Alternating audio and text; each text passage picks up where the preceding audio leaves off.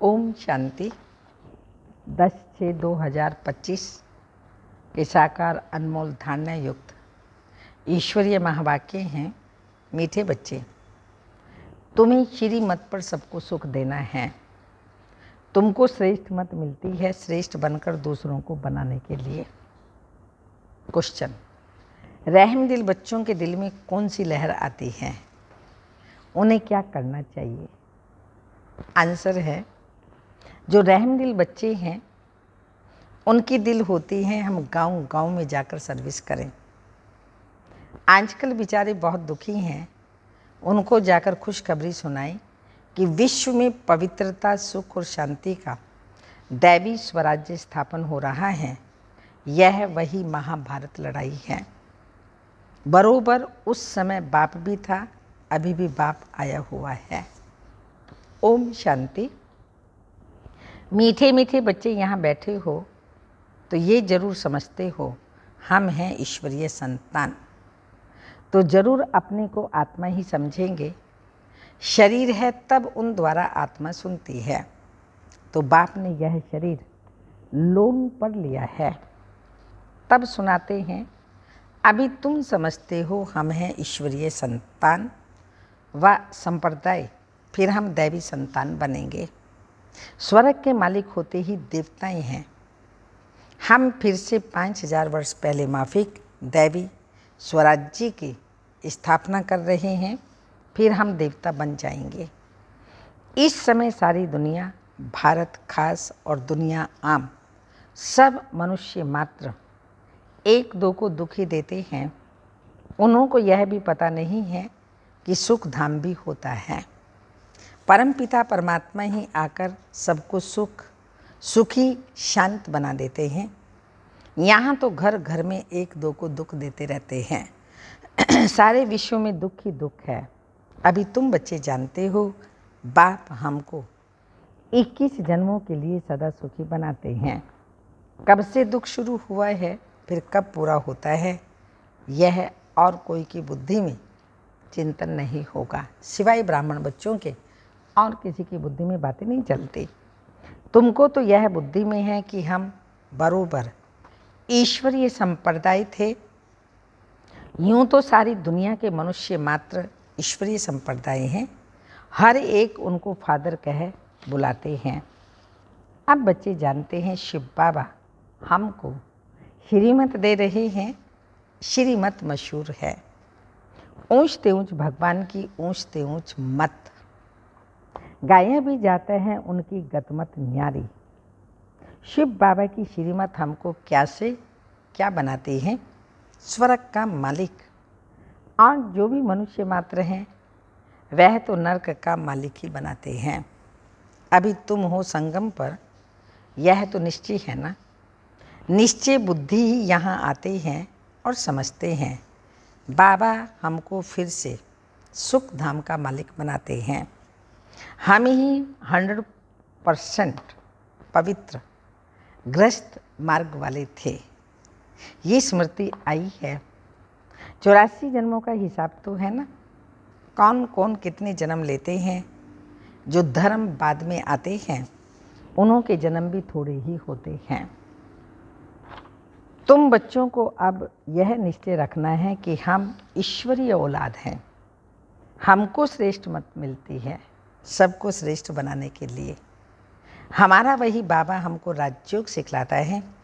मनुष्य समझते हैं कि वेद शास्त्र आदि सब भगवान से मिलने के रास्ते हैं, और भगवान कहते हैं इनसे कोई भी मेरे साथ मिलता नहीं। मैं ही आता हूँ तब तो मेरी जयंती भी मनाते हैं, परंतु कब और किसके शरीर में आता हूँ ये कोई भी नहीं जानते, सिवाय तुम ब्राह्मणों के। अभी तुम बच्चों को सबको सुख देना है। दुनिया में सब एक दो को दुख देते रहते हैं। वो लोग यह नहीं समझते कि विकार में जाना दुख देना है। अभी तुम जानते हो ये तो महान दुख है। कुमारी जो पवित्र थी उनको अपवित्र बनाते हैं। नरकवासी बनने के लिए कितना सेरेमनी करते हैं। यहाँ तो ऐसे हंगामे की कोई बात ही नहीं है। तुम बड़ा शांति से बैठे हो, सब खुश होते हैं, सारे विश्व को सदा सुखी बनाते हैं। तुम्हारा मान शिव शक्तियों के रूप में है। तुम्हारे आगे लक्ष्मी नारायण का तो कुछ भी मान नहीं है, शिव शक्तियों का ही नाम वाला है। क्योंकि जैसे बाप ने सर्विस की है, सबको पवित्र बनाकर सदा सुखी बनाया है, ऐसे तुम भी बाप के मददगार बने हो। इसलिए तुम शक्तियाँ भारत माताओं की महिमा हैं। ये लक्ष्मी नारायण तो राजा रानी और प्रजा सब स्वर्गवासी हैं। वो बड़ी बात है क्या? जैसे वह स्वर्गवासी हैं, वैसे यहाँ के राजा रानी सब नरकवासी हैं। ऐसे नरकवासियों को स्वर्गवासी तुम बनाते हो। मनुष्य तो कुछ भी नहीं जानते, बिल्कुल ही तुच्छ बुद्धि हैं, क्या क्या करते रहते हैं। कितनी लड़ाइयाँ आदि हैं, हर बात में दुख ही दुख है। सतयुग में हर हालत में सुख ही सुख है। अभी सबको सुख देने के लिए ही बाबा श्रेष्ठ मत देते हैं। गाते भी हैं श्रीमद् भगवानु वाच्य। श्रीमत मनुष्य वाच्य नहीं। सतयुग में देवताओं को मत देने की दरकार नहीं है। यहाँ तुमको श्रीमत मिलती है, बाप के साथ तुम भी गाई जाते हो शिव शक्तियाँ। अभी फिर से वह पाठ प्रैक्टिकल में बज रहा है। अब बाप कहते हैं तुम बच्चों को मनसा वाचा कर्मणा सबको सुख देना है, सबको सुख धाम का रास्ता बताना है। तुम्हारा धंधा ही यह हुआ। शरीर निर्वाह अर्थ पुरुषों को धंधा भी करना होता है। कहते हैं शाम के समय देवताएं परिक्रमा के लिए निकलते हैं। अब देवताएं यहाँ कहाँ से आए, परंतु इस समय को शुद्ध कहते हैं। नुमा शाम को देवताएं परिक्रमा लगाते हैं, ऐसा बोलते हैं, परंतु देवताएं हैं कहाँ। मगर फिर भी सब लोग पूजा पाठ आदि करते हैं, तो इस समय को शुद्ध कहते हैं। इस टाइम पर सबको फुर्सत भी मिलती है। तुम बच्चों को चलते फिरते उठते बैठते याद करना है। बस कोई देहधारी की चाकरी आदि नहीं करनी है। बाप का तो गायन है द्रौपदी के पांव दबाए, इसका भी अर्थ नहीं समझते। स्थूल में पांव दबाने की बात नहीं है। बाबा के पास बुढ़ियाँ आदि आती हैं, जानते हैं भक्ति करते करते थक गई हैं, आधा कल्प बहुत धक्के खाए हैं, तो यह पैर दबाने के अक्षर को उठा लिया है। अब श्री कृष्ण पाँव कैसे दबाएंगे, शोभेगा? तुम श्री कृष्ण को पाँव दबाने देंगी? श्री कृष्ण को देखते उनको चटक पड़ेंगे। उनमें तो बहुत चमत्कार रहता है, श्री कृष्ण के सिवाय और कोई बात बुद्धि में बैठती ही नहीं। वही सबसे तेजोमय है। श्री कृष्ण बच्चे ने फिर मुरली चलाई, बात ही नहीं जचती। यहाँ तुम शिव बाबा से कैसे मिलेंगे? तुम बच्चों को बोलना पड़ता है, शिव बाबा को याद कर फिर इनके पास आओ। तो तुम बच्चों को तो अंदर में खुशी रहनी चाहिए।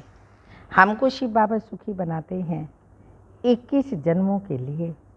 ऐसे बाप के पिछाड़ी तो कुर्बान जाना चाहिए। कोई सपूत बच्चे होते हैं तो बाप कुर्बान जाते हैं।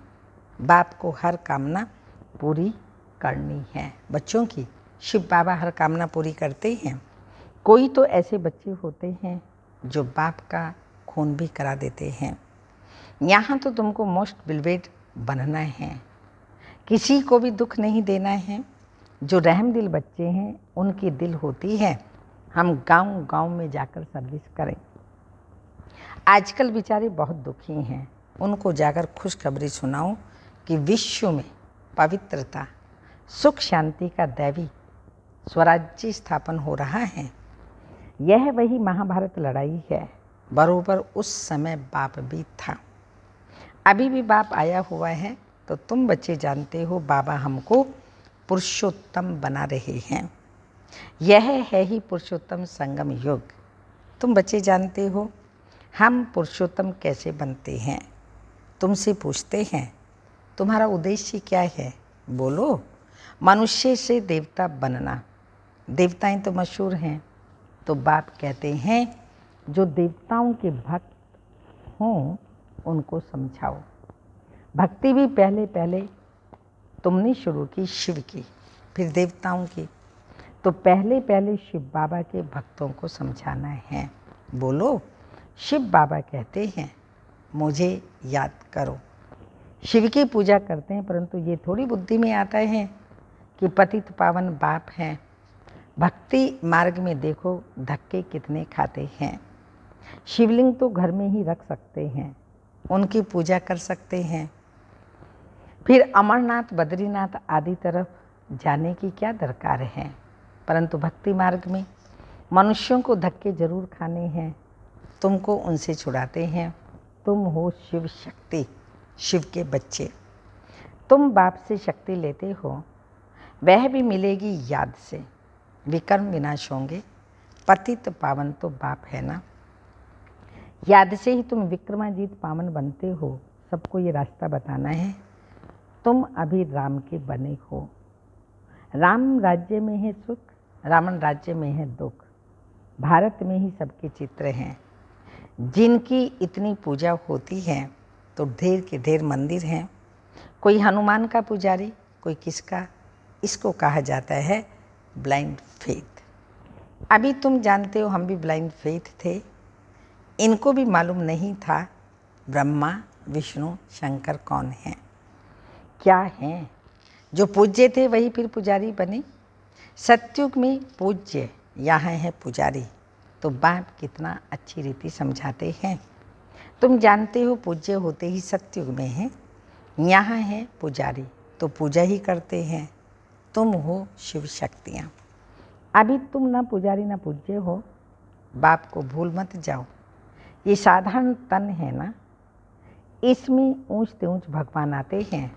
तुम बाप को अपने पास निमंत्रण देते हो ना, बाबा आओ, हम बहुत पतित बन गए।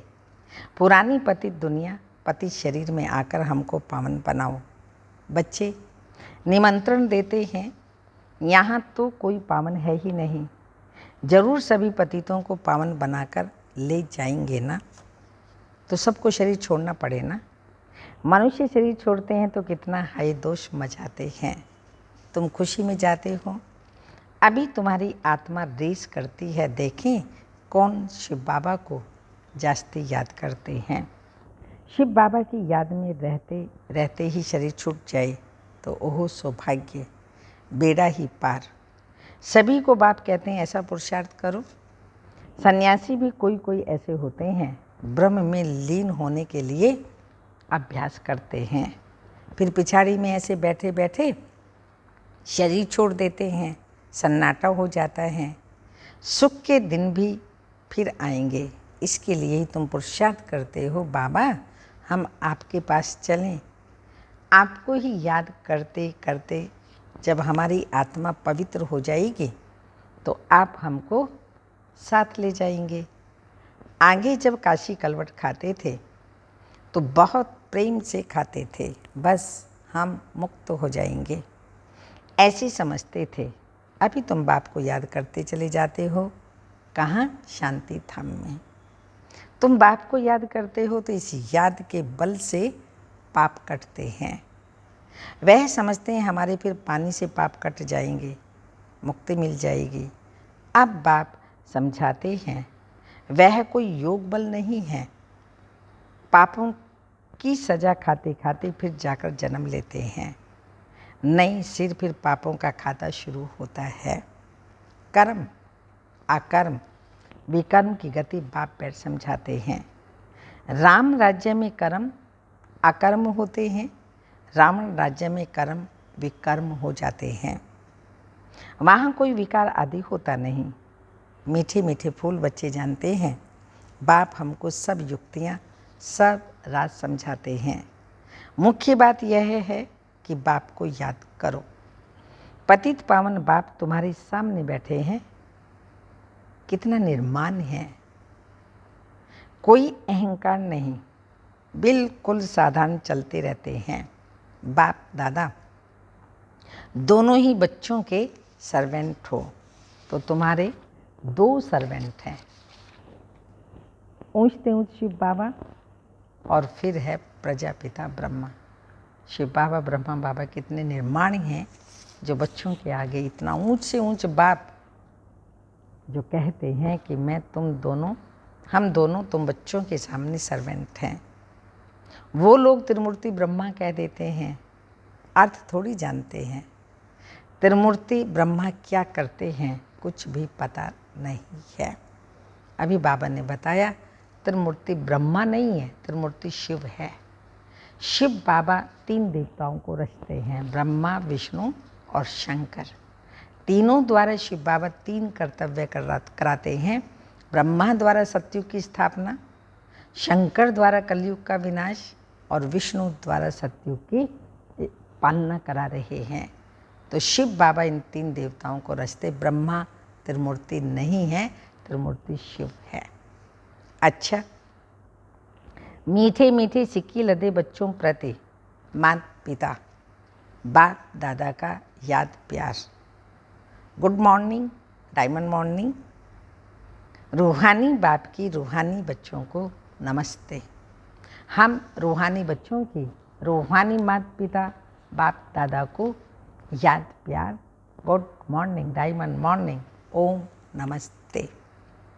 धारणा के लिए मुख्य सार हैं, सदा ये निश्चय रहे कि हम ईश्वरीय औलाद हैं, हमें श्रेष्ठ मत पर चलना है, किसी को भी दुख नहीं देना है, सबको सुख का रास्ता बताना है। सेकंड पॉइंट, सपूत बच्चा बन बाप पर कुर्बान जाना है, बाप की हर कामना पूरी करनी है। जैसे बाप दादा निर्माण हैं और निरअहंकारी हैं, ऐसे बाप समान बनना है। जैसे बाप दादा निर्माण निरअहंकारी है, ऐसे बच्चों को भी बाप समान बनना है।